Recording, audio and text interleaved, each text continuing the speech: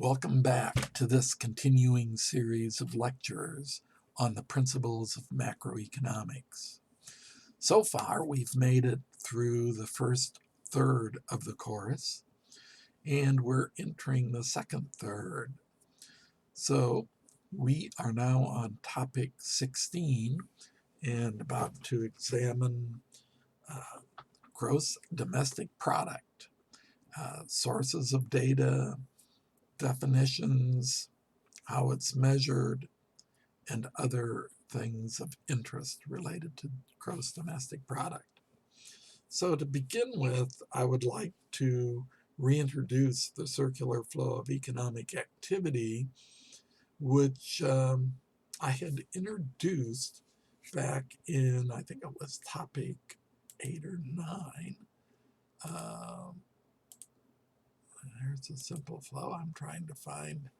Let me go and find the lecture series. Here it is. Yeah, these are the topics from the first exam that we've already covered. So it was in the process of going through discussing production possibilities, frontier, and then a discussion of how a society might choose where to produce on the production possibilities frontier and how to produce the goods that we discussed. There were 3 questions that every society had to answer no matter what, whether they were hunting and gathering, agricultural, or more advanced economic societies like we have today. And the questions were what to produce, how to produce it, which are the 2 connected to the production possibilities frontier.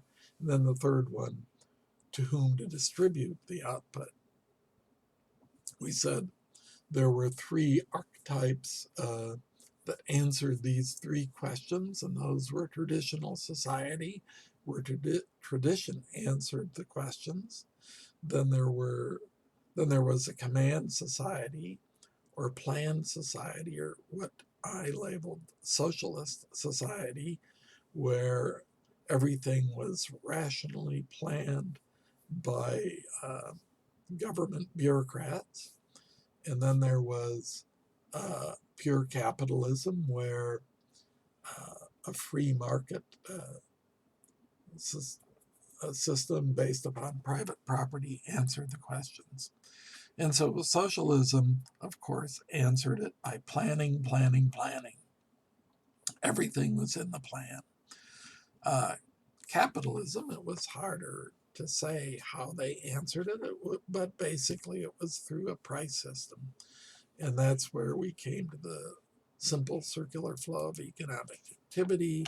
And here is that sketch, that model of the market system with households here and business firms here. They interact through these markets, the factor market, money market, and final goods and services market. And the prices, interest rates, wages and salaries, and interest and rent determine how resources are allocated and which ones get produced. So what to produce is decided in this market, and who gets what is produced is decided in this market based upon what people earn based upon their wages and salaries, rent, interest, and profit, which is their income. And it's with income that you can buy the goods produced here. Well, we're going to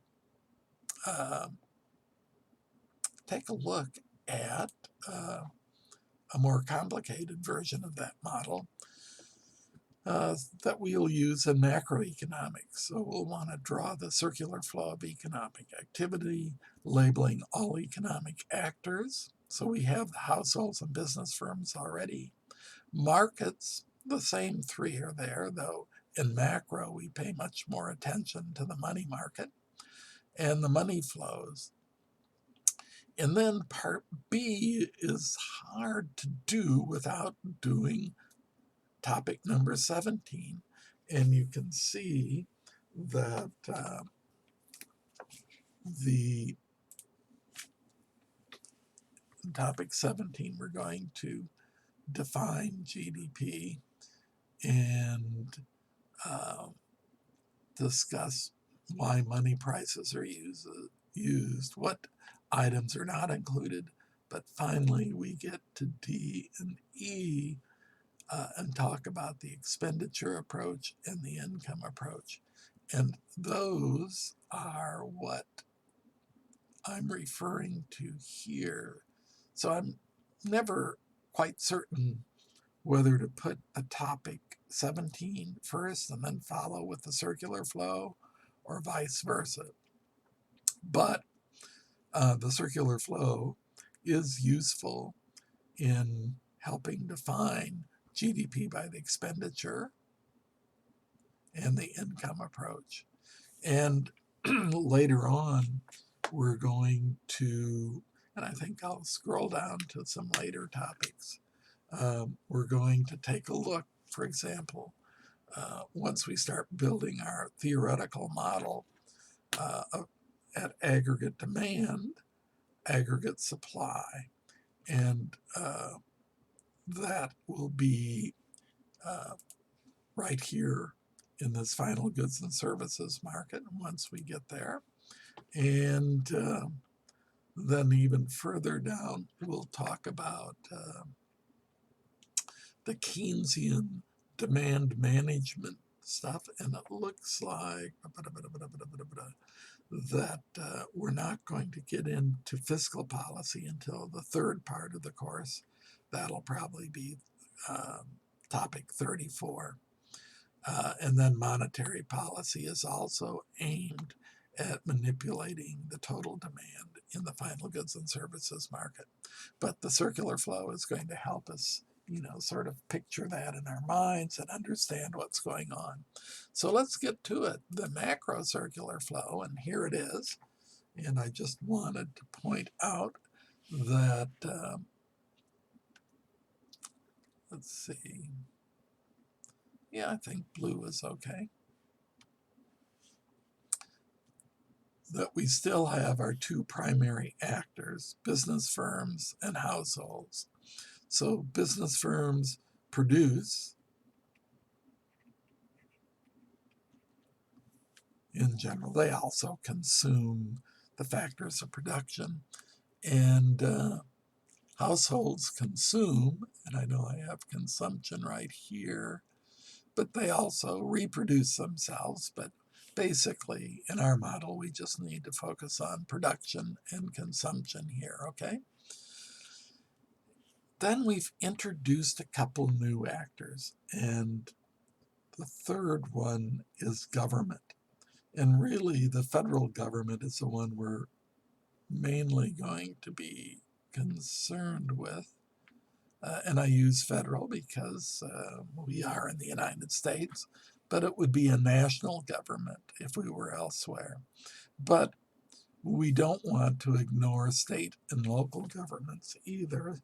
So all levels of government, all the way up from ACC, which is a governmental entity, to the city of Austin, Travis County, the state of Texas, on up to the United States government is included here, okay? And then our fourth actor are foreign economies, just lumped all together in this box, okay? So we've added a couple actors, and it looks like we have a very complicated sort of electrical wiring system mapped out here, but these all are mapping, for the most part, flows of money. So obviously, this is a flow of money, income, and you see the dollar sign here. And so when business firms buy factors of production, they're sending money up to households as income. The households then will have to pay income taxes on that, and some other taxes too, like property taxes at the local level. Now, sales taxes are down here. So sales and excise taxes are down here. Excise taxes are like the tax you pay on gasoline. They're a per unit tax, but business firms collect those taxes and send them to the government.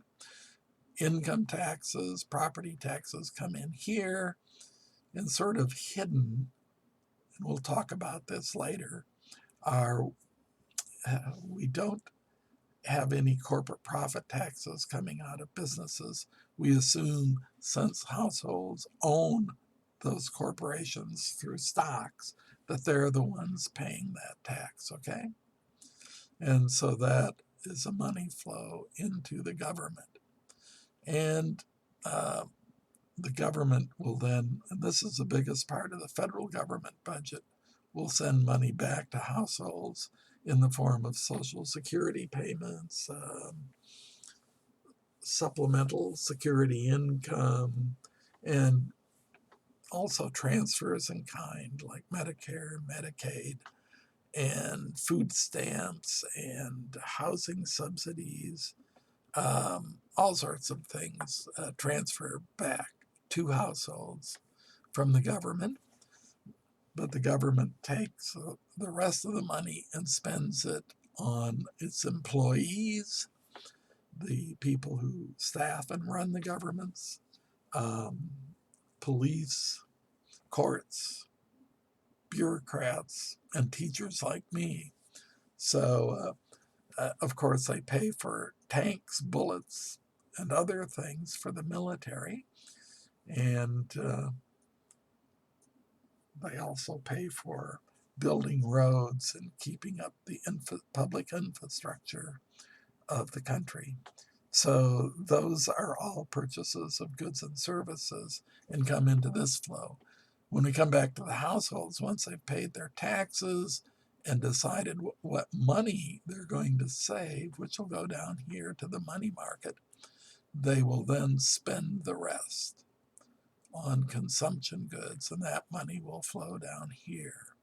So what we have here is household consumption. I can't draw off there. So we're going to define GDP soon enough. So I'm just going to put this here as household consumption plus government spending for goods and services are the two flows. So here's one. Here's the second one we've talked about. All right, and we'll start building that up soon. And as households send their money to buy goods and services, some of it gets siphoned off because many of the goods we buy come from foreign countries, like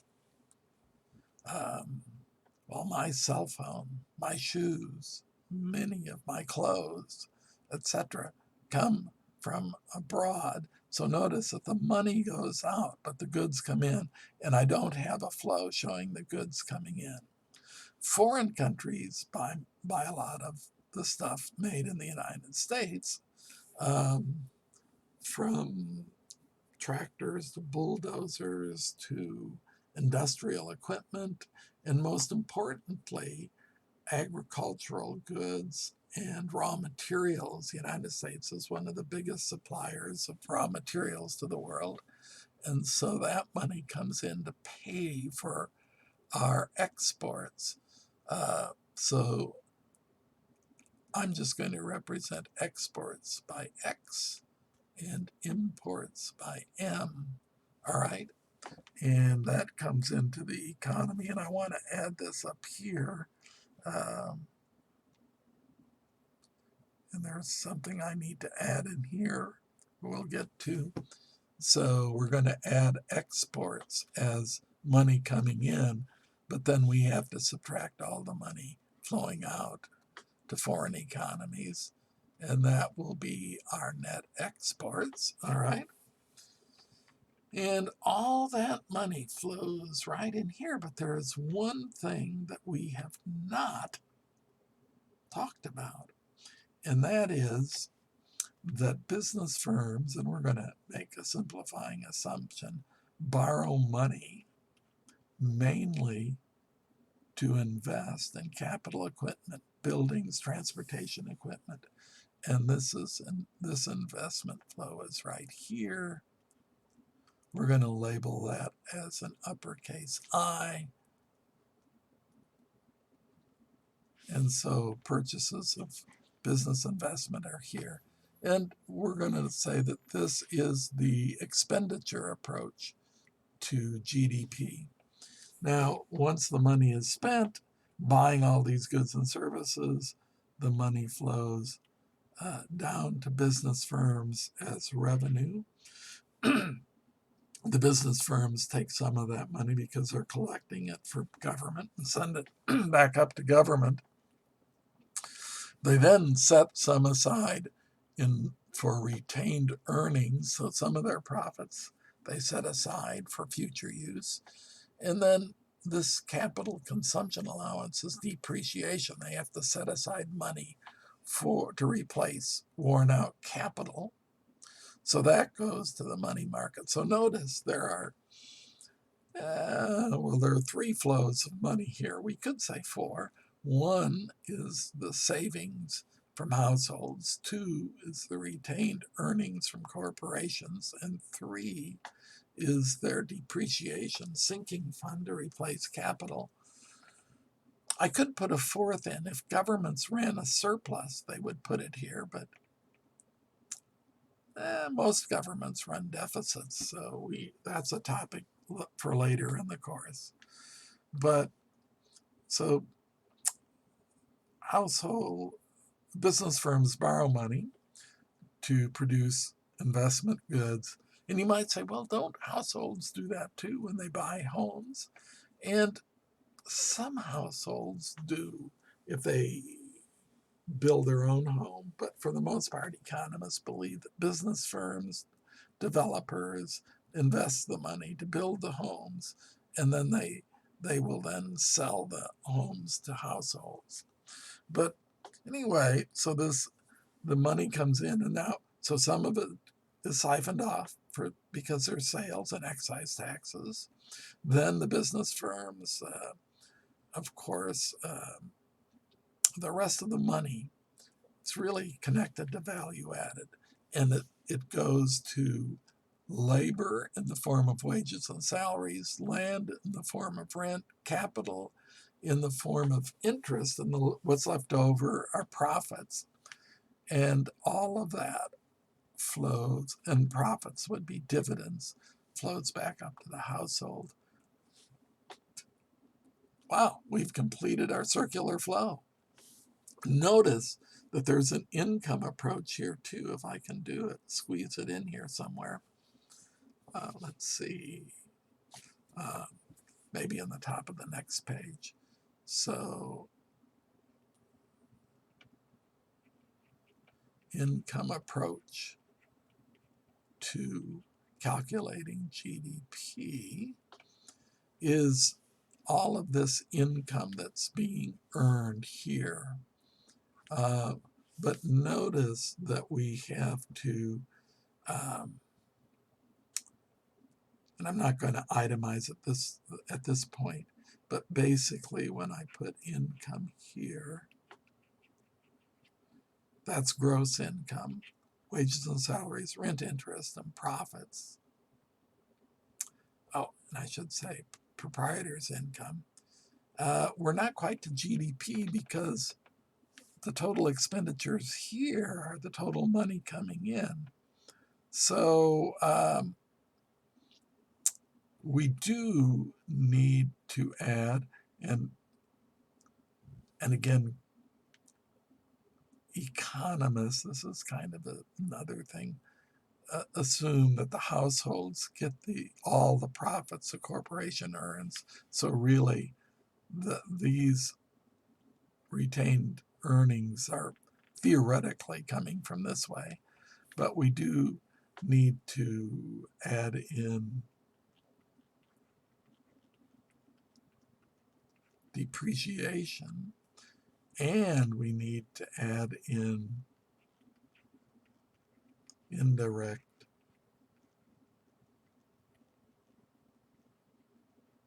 business taxes. And if we do all of that, we get GDP.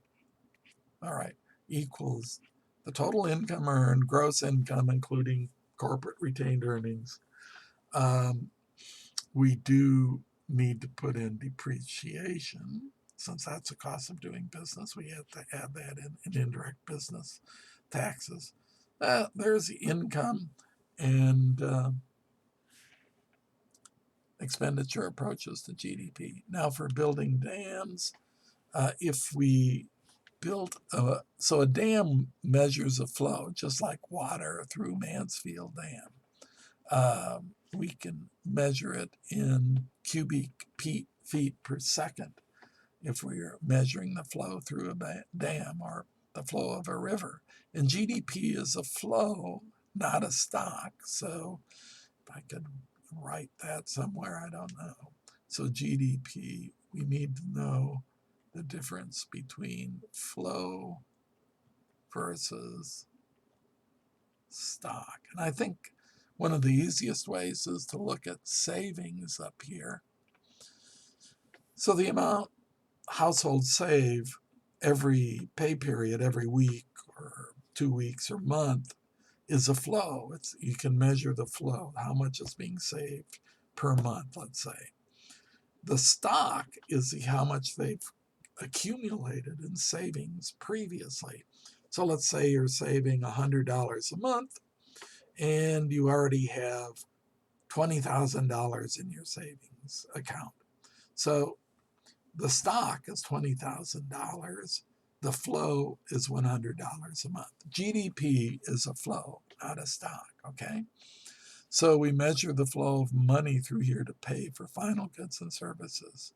And that is this little formula up here. The total amount households spend on consumption goods, minus, of course, imports.